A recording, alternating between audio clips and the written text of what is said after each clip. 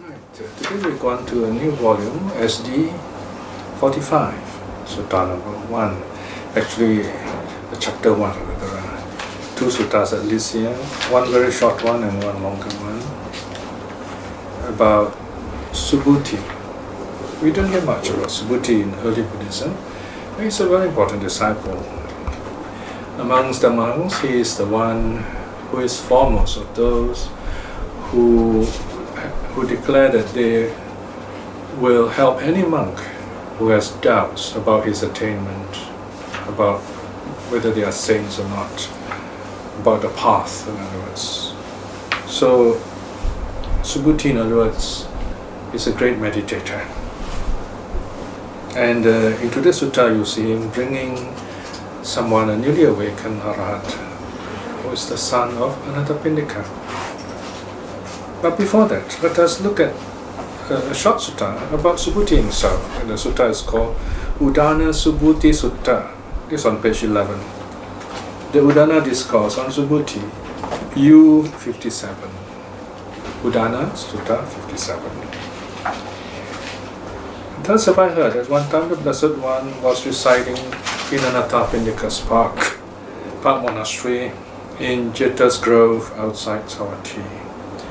Now at that time, the Venerable Subhuti, not far away from the Blessed One, was sitting, legs crosswise, keeping his body upright, having attained to thought-free meditation. There you see here as mentioned, thought-free samadhi.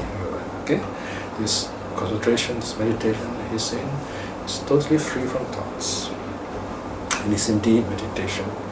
So this is where I got to imagine this monastery where the Buddha lived in 2,500 years ago. There are the trees around, very natural surrounding, no big buildings.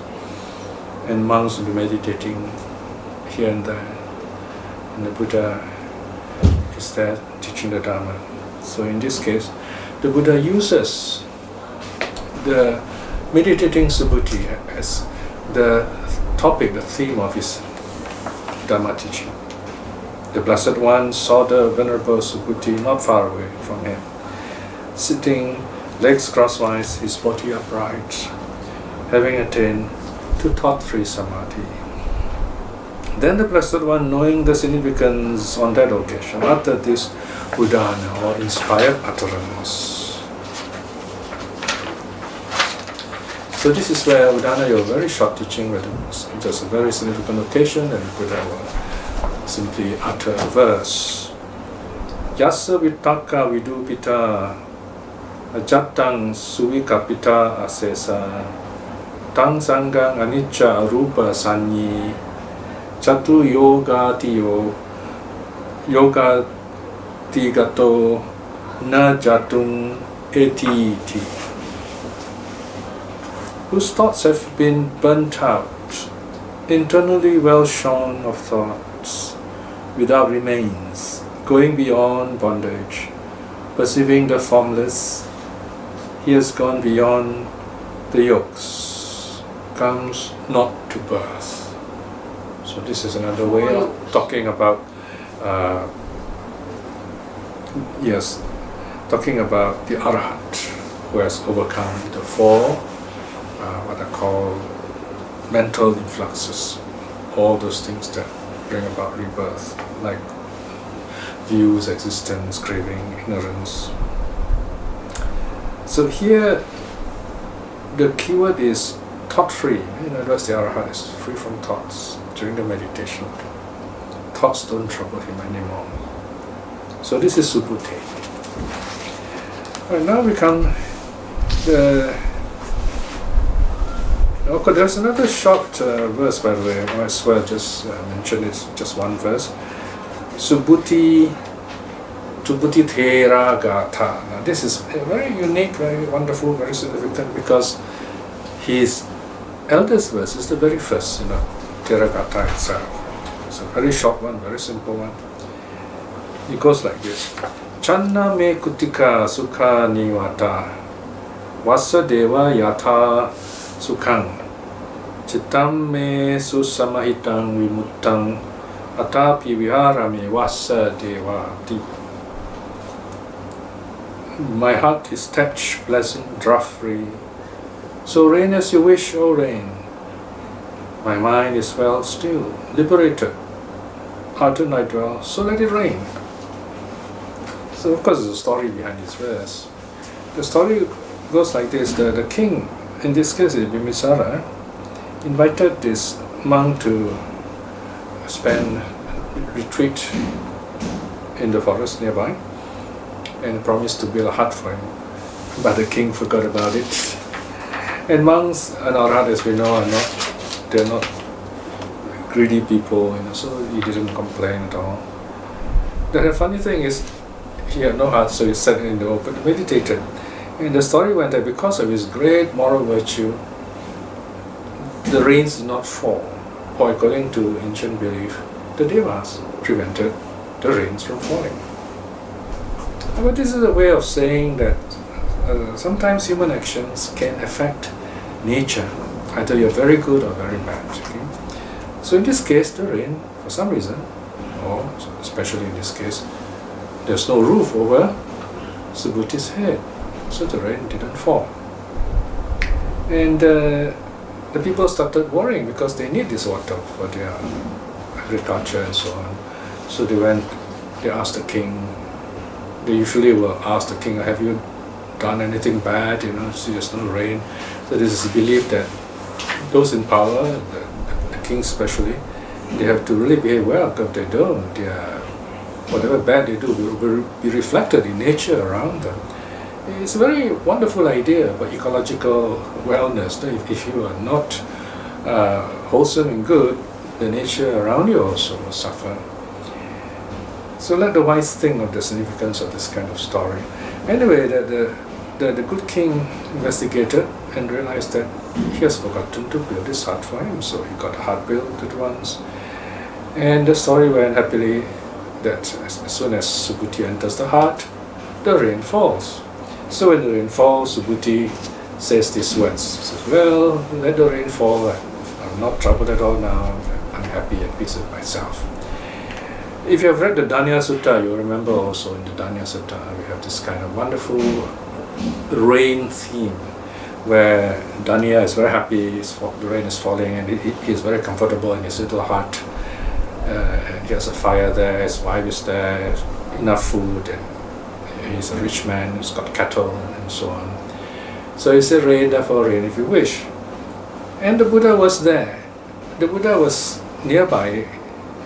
This is where Danya couldn't see the Buddha, but he could hear the Buddha.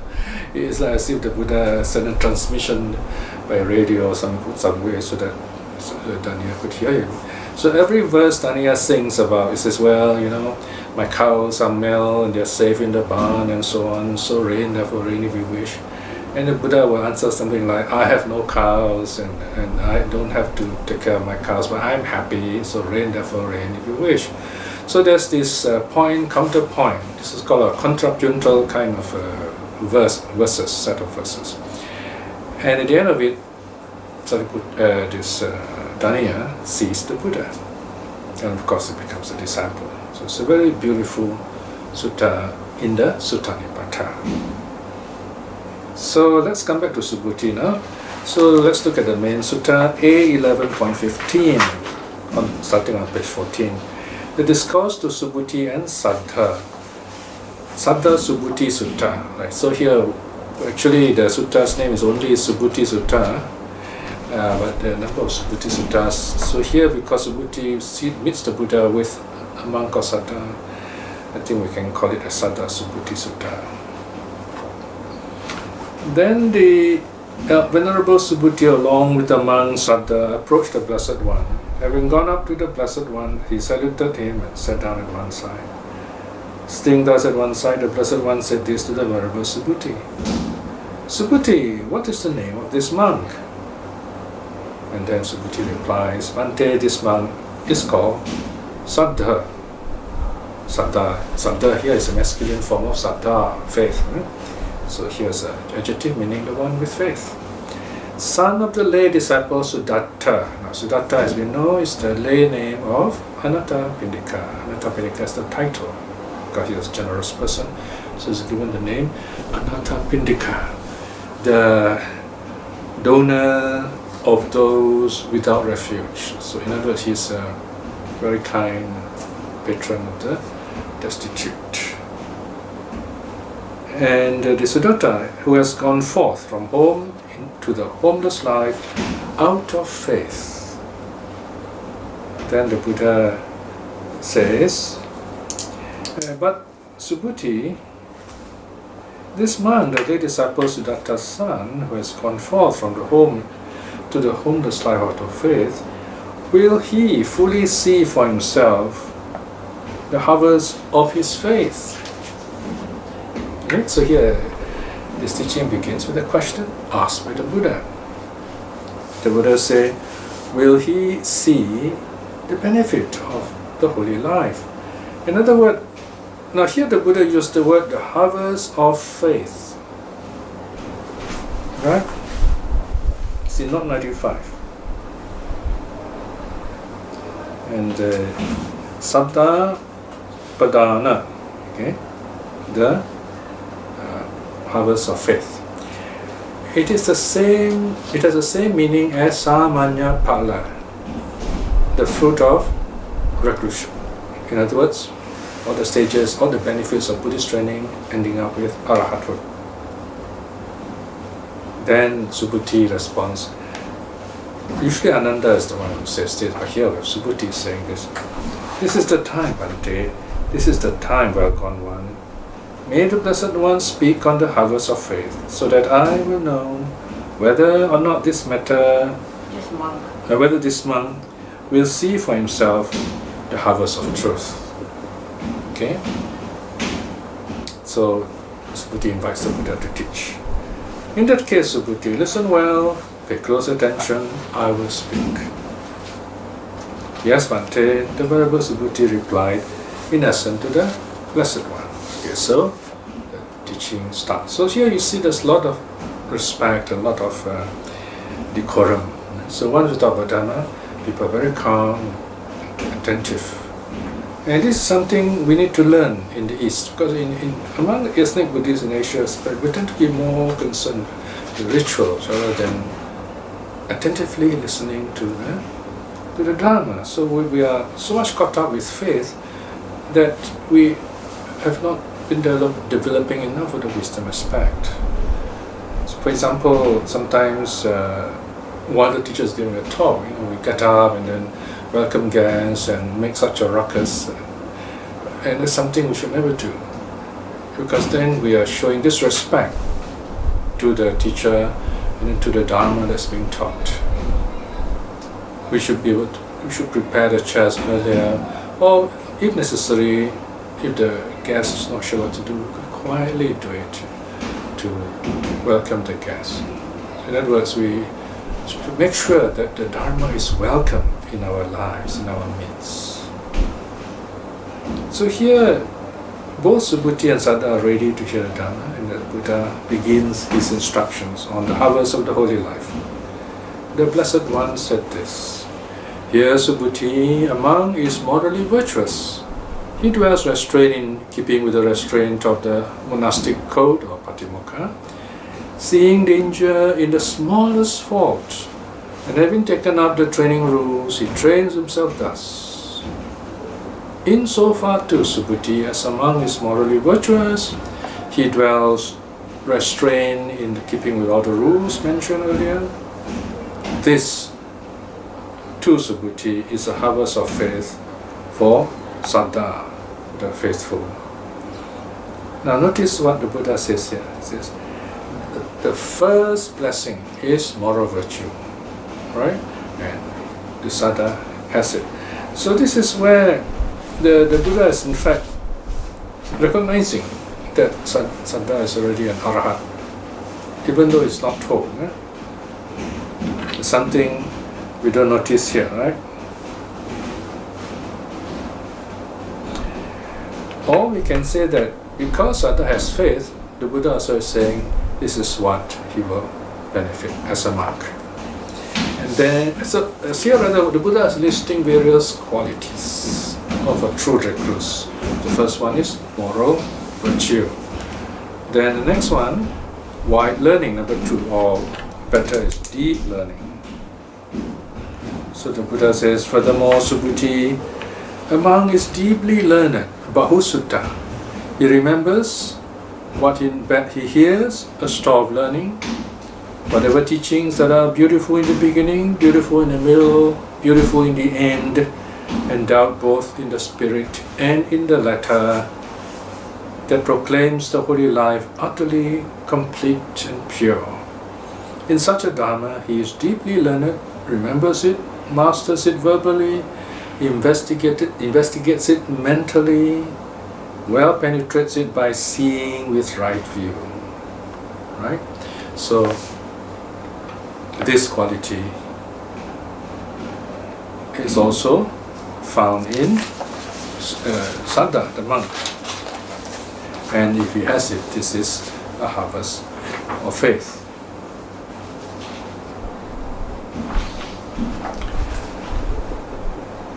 Then, next quality is spiritual friendship. So you see here all these qualities are being defined by the Buddha. Furthermore, Subhuti, a monk, is a spiritual friend, Kalyana Mitta, a good companion, good comrade. Insofar Subhuti as a monk is a spiritual friend, a good companion, good comrade. So this too, Subhuti, is a harvest of faith for Saddha. So in other words, if Saddha cultivates this, he is harvesting all these wonderful blessings for himself as a monk. Quality number 4, amenability. Now of course we are wondering what does amenability mean. Even if we don't understand this word, we can see the definition here. Furthermore, Subhuti, a monk, is amenable, suvacha. Suvacha means easy to speak to. He possesses qualities that make him amenable, patient, adroit, meaning quick to grasp instructions. So this quality, if Saddha has it, he has reaped the harvest of faith. Easy to talk to, easy to teach. Someone who listens well. And this is the kind of person who learns the Dharma quickly and becomes wise. Quality number 5. Furthermore, Subhuti, a monk, is deft and diligent. Deft means good in doing something. Diligent, hardworking. In whatever work, great or small, that needs to be done by his fellow brahmacharis, he is deft and diligent in them. Right? So there is this esprit de corps, working together. So this is another harvest of faith. It helps the monk to cultivate himself spiritually. Quality 6, love for the Dharma. Furthermore, Subhuti, a monk is one who loves the Dharma. Dhamma kamo hoti. You often hear me saying we must love the Dharma, right? So this is where the saying comes from. What does it mean? The Buddha defines it as follows. He is pleasant when conversing about the Dharma and rejoices abundantly in regard to the Dharma and to the Vinaya. Right? So he is joyful about the Dhamma Vinaya and teaches them in a joyful way. So if Saddha has got this, then he has also the harvest of the faith, the benefit of reclusive. Quality 7, effort. Furthermore, Subhuti, a monk who dwells exerting or initiating effort, abandoning unwholesome states and promoting wholesome states. He is vigorous, steadfast, striving, unrelentingly working on, meaning not laying down the burden regarding the wholesome states. Basically, this is the 4 right efforts, cultivating his body and mind. So this person dwells, exerting in this way, full of effort and energy. He will harvest the fruits of reclusion. Number 8, dhyana. Furthermore, Subhuti, a monk, is a dhyana attainer, labhi, or more fully jhana labhi, attaining at will, without trouble, without difficulty, the 4 dhyanas, the higher minds, and dwelling happily here and now. So here is Subhuti is a dhyana attainer. He will definitely benefit from the training, the fruits of reclusion. Here is not just dhyana alone, but dhyana in the context of the threefold training. So you can see a progression here, because the next one is the benefit of dhyana. From dhyana, the meditator reaches fourth dhyana and cultivates various mental powers, like the ability to recall past lives, his own past lives, our own past lives. Furthermore, Subhuti, a monk, recalls diverse former existence. Right? So here the whole passage defines past life. So many births, right to the past, many world cycles ago. He's able to know where he was born, how he lived, and so on. So in other words, he begins to see how he lived in the past. So if Subhuti has this power too, he has benefited from the harvest of faith. And then quality number 10 is the divine eye. And divine eye, it goes with this previous quality. Divine eye is the ability to know the rebirth of other beings. And with that, to see karma at work also. Furthermore, Subhuti, a monk, is one with the divine eye, Dipa Chakku. He sees by means of the divine eye, or to use a modern term, clairvoyance, purified, surpassing the human beings passing away and re-arising, and he knows how they are inferior or superior, beautiful or ugly, fortunate or unfortunate, in heavens, in the suffering states, faring according to their karma. Right? So he needs to see, okay, because of this person becomes dead, because of this good deed, and he reaps that good deed. So here, in other words, karma is a direct experience. Rebirth is a direct experience of the saint. And then finally, number 11 is the most important knowledge of all, the destruction of the influxes. Furthermore, Subhuti, a monk, has destroyed the mental influxes.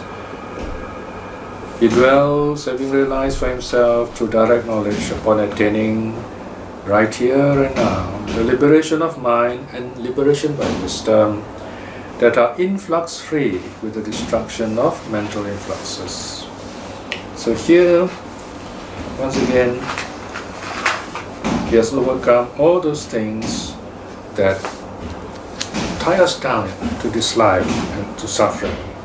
So here, these four influxes are also known as the four floods. Here,